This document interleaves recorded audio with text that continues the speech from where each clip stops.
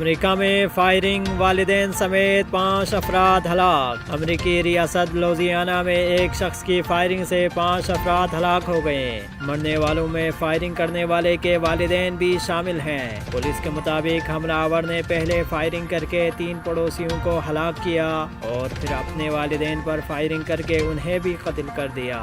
عینی شاہدین کے مطابق حملہ آور اپنے والدین کو قتل کر کے پک اپ ٹرک میں فرار ہو گیا، جبکہ پولیس کی جانب سے حملہ آور کی تلاش جاری ہے۔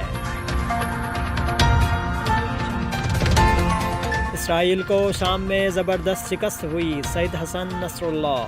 حزب اللہ کے سیکریٹری جنرل نے المیادین ٹیلی ویژن چینل سے گفتگو کرتے ہوئے شام میں اسرائیلی مزاحمت و مقاومت کی شاندار کامیابی کی جانب اشارہ کرتے ہوئے کہا ہے کہ اسرائیل کو شام میں زبردست شکست ہوئی ہے۔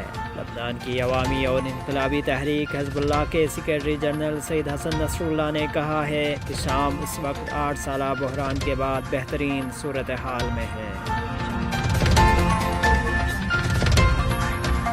ایران کی جانب سے خطے کے ملکوں کو ایٹمی تعاون کی پیشکش۔ اسلامی جمہوریہ ایران نے ایٹمی صنعت کے فروغ کی غرض سے خطے کے ملکوں کے ساتھ تعاون کا اعلان کیا۔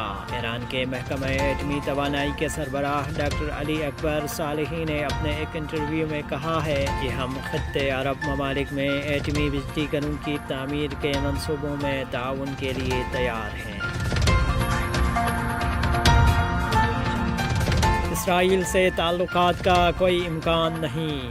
صوبہ پنجاب کے گورنر اور پی ٹی آئی پنجاب کے سابق صدر چودھری محمد سرور نے اپنے ایک انٹرویو میں کہا ہے کہ جس طرح کشمیر پہ موقف میں کوئی تبدیلی نہیں آئی، اسی طرح فلسطین میں ہونے والے مظالم جب تک جاری ہے، اسرائیل سے تعلقات کا کوئی امکان نہیں ہے۔ پنجاب میرج ہال ایسوسی ایشن نے نئے ٹیکسوں کو مسترد کر دیا۔